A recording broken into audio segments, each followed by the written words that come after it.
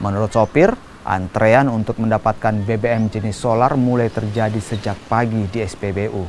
Bahkan mereka terkadang harus menunggu hingga besok pagi untuk mendapatkan solar.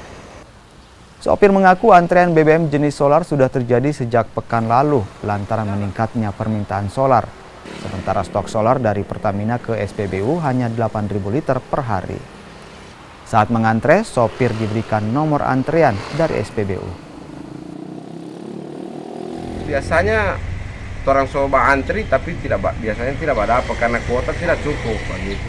Dari jam berapa antrian tadi, Bu? Kalau posisi antrian ini orang dari kemarin sore setaruh dari siang ini, mulai tadi siang ini antri jam 10 malam pembagian nomor. Jadi DP kuota cuma terbatas sampai 35